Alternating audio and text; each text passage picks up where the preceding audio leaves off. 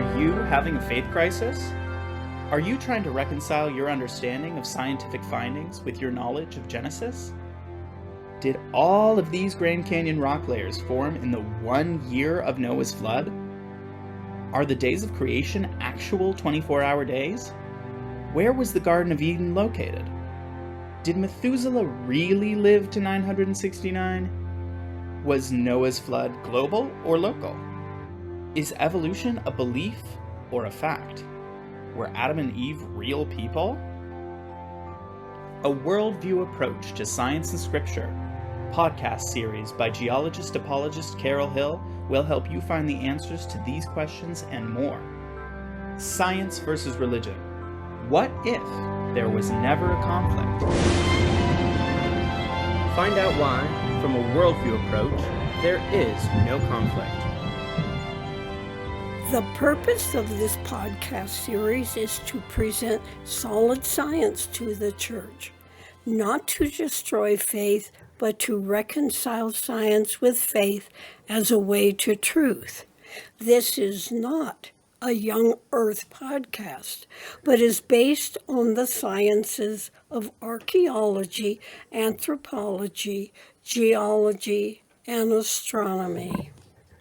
This is a new weekly podcast series, a worldview approach to science and scripture.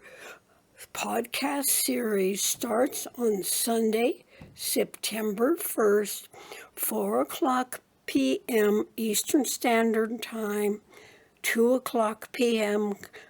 Central Mountain Time, and continues for 11 weeks total at the same time.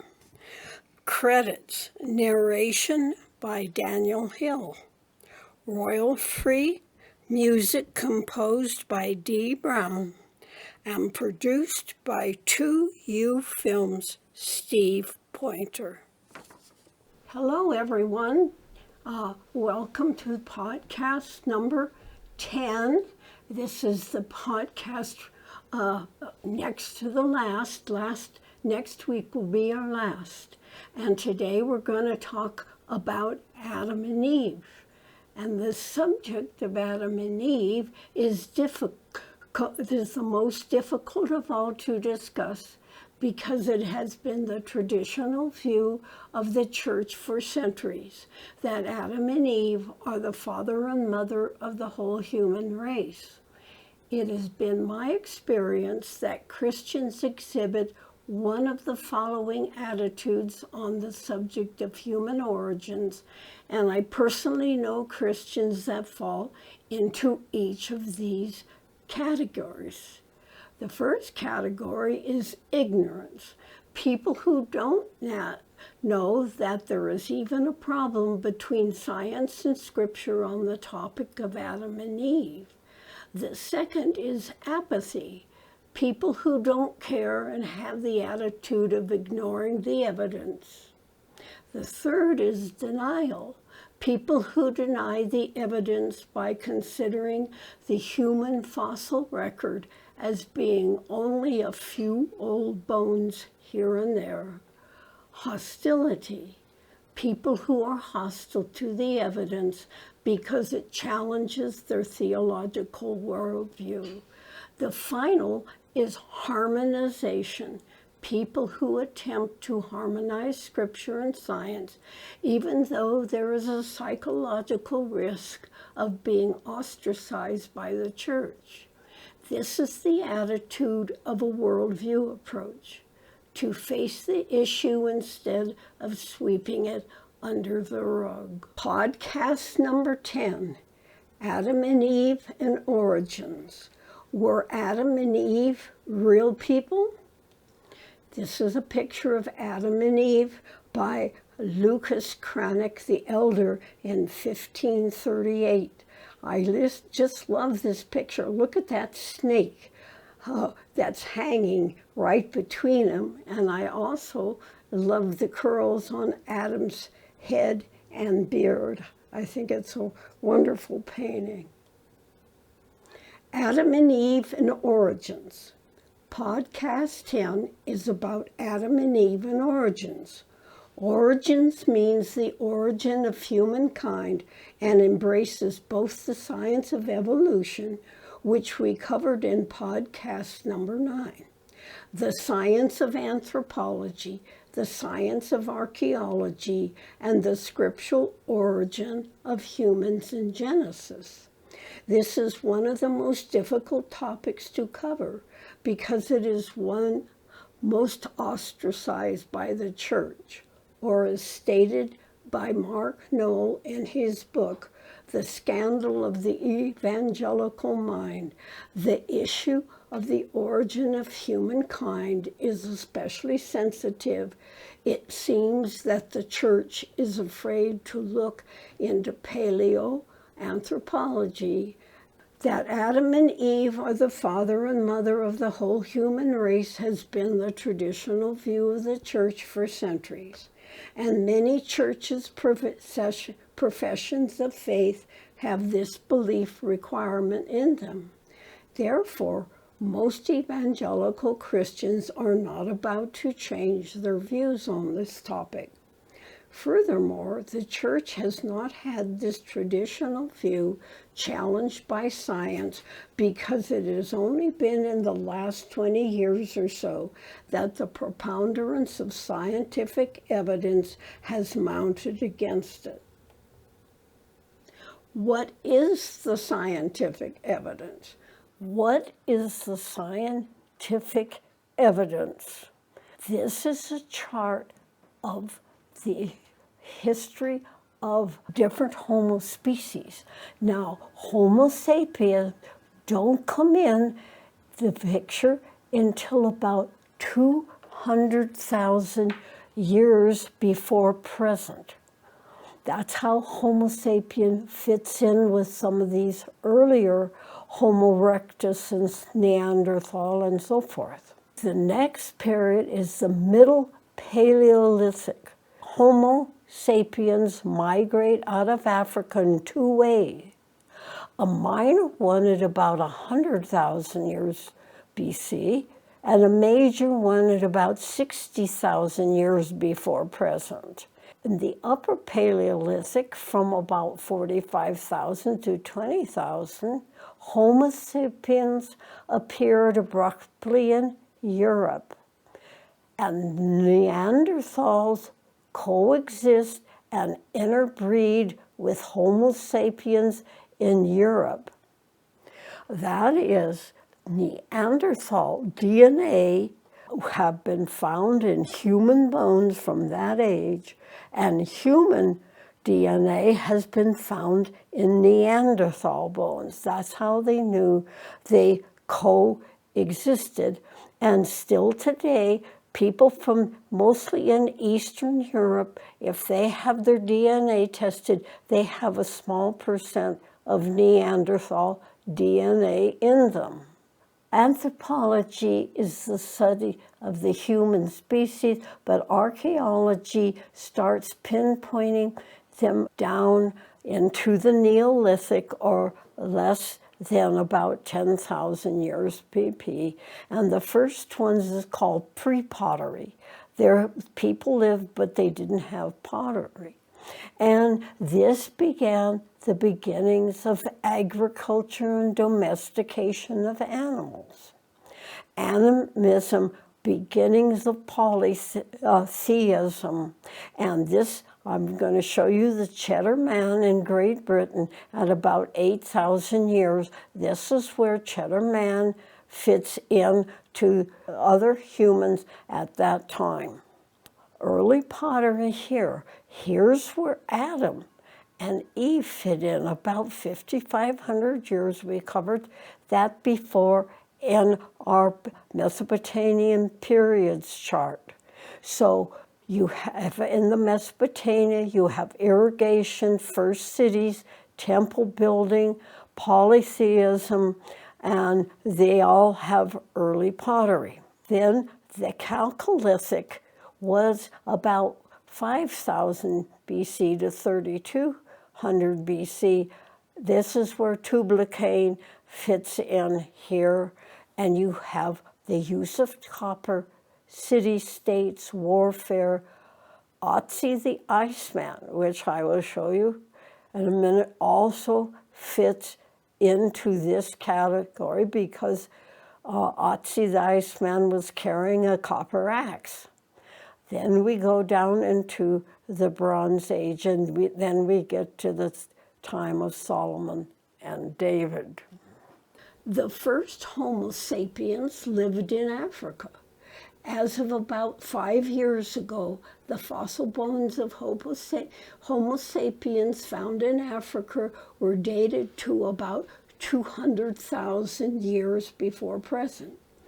Newer dates have increased to about 230,000 years before present for later paleontological finds. Okay, then we have to do this too. Migration of humans out of Africa. A minor migration into Arabia happened about 100,000 years before present. The bold black arrow in this map. The major migration started about 60,000 years BP and spread worldwide. This is the migration of humans throughout the world. The first migration happened about 100,000 years ago from Africa into Arabia. That was a relatively small migration which got as far as the Persian Gulf. Then, at about 60,000 years ago, the migrations of humans around the world started with the Kung people. There was migration within Africa itself, also a migration all along India, on into New Guinea, and to Australia at about 50,000 years, and then into Tasmania about 30,000 years. Then there was also a migration into China at about 40,000 years, which went into Korea and Japan into this area. Also, at about 40,000 years, there was a migration into Europe and also to Siberia, but also into Britain by 12,800 years before present. Now from Mongolia and Japan, the humans migrated into the Americas. We know that because the DNA of the American indigenous people have the DNA from these migrations. And if you look at Native Americans, they look a lot like Mongolians. We're coming down here about 25,000 years, and people are thought to have come down by boat, following what's called the Kelp Highway from boats. And the first wave came on down, and it reached along California and into New Mexico at about 20,000 years ago. Then the migration went into the Central America and down into South America by about 18,000. And they know this because there's a lot of archaeological sites along the Central Americas and South America that have those ages. The last human migration started about 5,000 years or so ago from Indonesia, and it went to Micronesia, to Polynesia and this area, and it ended at New Guinea at about 750 AD. So those are the migration over the whole world. What about the Table of Nations? It says that all the people of the world came from Noah's, but actually ethnology has traced the Table of Nations in Genesis 10, and it only proceeded about this far, or the area that was known at that time. Not over the whole world, just the Mediterranean and the Near East and the Middle East. So the Bible is correct on that, but not the migration of humans over the whole planet Earth, which happened much earlier in time. Homo sapien arrives in Europe. There they interbred with Neanderthal, as had been documented by DNA studies. Some non-African populations still have a small percent of Neanderthal genes in their gene pool. The photo to the right shows a Neanderthal footprint in Vardap Cave, Romania. Dates show that the person made this print at about 62,000 years ago, long before Homo sapiens got to Europe around 45,000 years ago. This is a photo by a friend of mine, Bogdan Onek, and he has taken me into that cave and showed me the footprints of Neanderthal. Neolithic pre-pottery. The beginnings of agriculture and husbandry in the Near East happened at about 12,000 to 10,000 years before present. The map shows 78 early Neolithic Nazian sites, by which times these people are known to have practiced agriculture and husbandry. These occupations then spread to the Persian Gulf area by about 5,500 years before present, as Genesis 4:2 says that Abel was a keeper of sheep, but Cain was a tiller of the ground, and we study that in podcast number 2. Just before and during the pre-pottery stage, about 10,000 to 5,000 years BP, humans also made it to Great Britain. This photo shows the skeleton of the 9,000-year-old Cheddar man found in Cheddar Gorge Cave, Somerset, England. From his DNA and the Cheddar man's DNA, this modern man, Adrian Target, has been found to be genetically related to his ancient ancestor, Cheddar man. Neolithic pottery. On to Mesopotamia and Adam and Eve, and this is the archaeological periods of Mesopotamia that we have seen before in a couple of podcasts. Note the Ubad period here, that's when Adam and Eve lived, but the Uruk period was for about Tubal-Cain and Jabal Judah. This is a picture on the right of painted pottery found at Tel El Ouli, one of the earliest settlements in southern Mesopotamia. Middle objects are sickles made of clay. So now we're into the Neolithic pottery episode at about 3,800 BC. Chalcolithic pottery. Chalco equals copper, which signifies the use of copper from about 5,000 BC to 3,200 BC. This picture is of Otzi the Iceman. Otzi the Iceman has been dated about 5,000 BC, so roughly Otzi was contemporaneous with Adam. Only his world was one of hunting and gathering, not of agriculture and husbandry. Note the copper axe he's holding. That signifies he lived in the Chalcolithic. When did Adam and Eve live?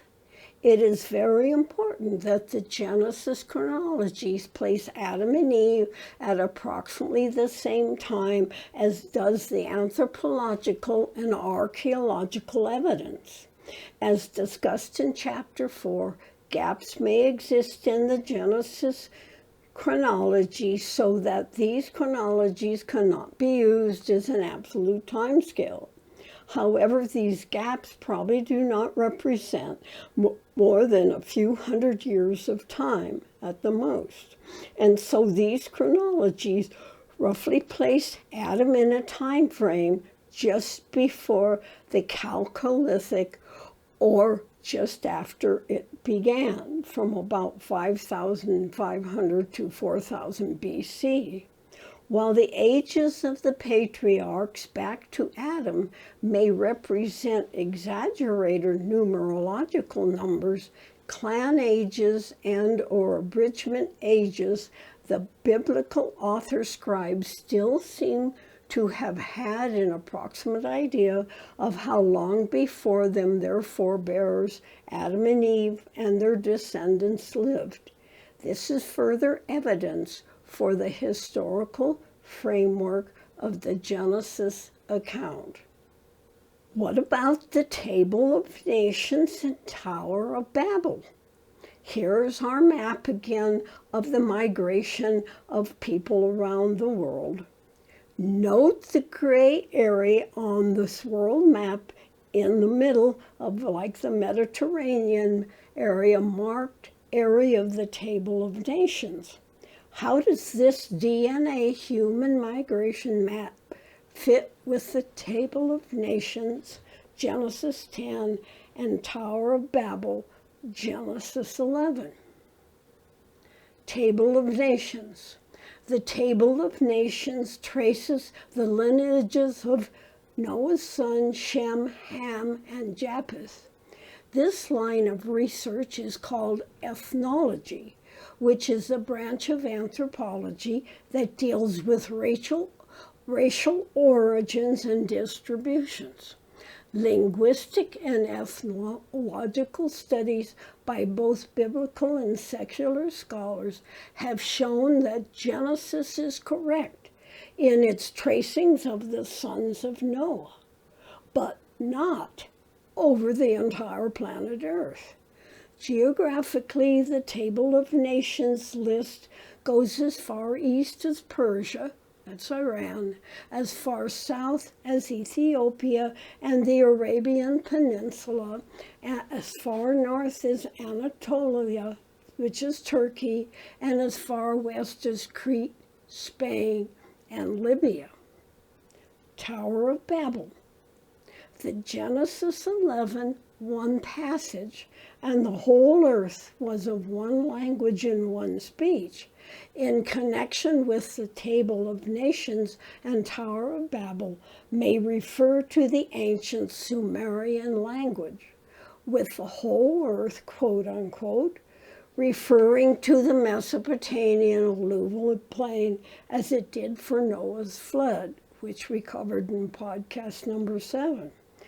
By about 2700 to 2600 BC, the Sumerian language was being replaced by early Semitic and Old Akkadian dialects, and by about 2400 BC, it had been entirely replaced as a living language, but still remained as a written language. This language transition event is sometimes referred to as the dispersion of languages, quote unquote, due to the migration of people groups from Mesopotamia into Arabia and other Near Eastern areas at this time. Were Adam and Eve the first humans? The anthropological scientific evidence just discussed makes it apparent that Adam and Eve were not the first Homo sapiens on planet Earth. They were not even the first people in the Near East. There were pre-Adamites all over the world that predated Adam and Eve long before 5,500 BC. The migration map that I showed you starting at about 60,000 years. Genesis doesn't specifically state that other people not of Adam and Eve's line lived in Mesopotamia contemporary with Adam, but it strongly hints at it. Genesis 4:16, the land of Nod. In Hebrew, Nod means vagrancy or wandering. That is, Nod equals the land of nomads or hunters and gatherers. Genesis 4:17, Cain's wife. Notice that these verses do not say that Cain married his sister, i.e., this Cain marrying his sister is not a literal interpretation. What is literal is, and Cain went out from the presence of the Lord and dwelt in the land of Nod on the east of Eden, and Cain knew his wife and she conceived. Now this is the King James Version. That is, Cain married a woman from the land of Nod, nomads, who lived there at that time. This makes sense from both the archaeological evidence and from what Genesis actually says, not what has been presumed to say from young earth theology. Genesis 4:17, Cain builds a city. The archaeological record also shows that a number of cities arose in the Uruk period, or approximately when Cain lived and supposedly established the first city as the population rapidly expanded in the region from the use of agriculture and husbandry. The important point here is that by ignoring solid science, in this case archaeology, leaps of logic in theology can build up until conclusions are completely non-literal and based on presumptions. The idea that Adam and Eve were the first humans comes from Augustine, a priest in the Catholic Church who lived in the 5th century AD. This theology is completely understandable because Augustine had only the Bible as the reference and no knowledge of fossils or pre-Adamite humans. This is our principle of there is no modern science in the Bible, not for Genesis or for the church when it knew no modern science. However, Augustine was one of the most influential theologians in the early church because he received God's revelations in the spiritual realm, such as salvation is by God's grace. This is another principle of a worldview approach. For proper biblical interpretation, science in the natural world and scripture in the spiritual world are both needed. What's on for next week? Podcast number 11, Putting It All Together.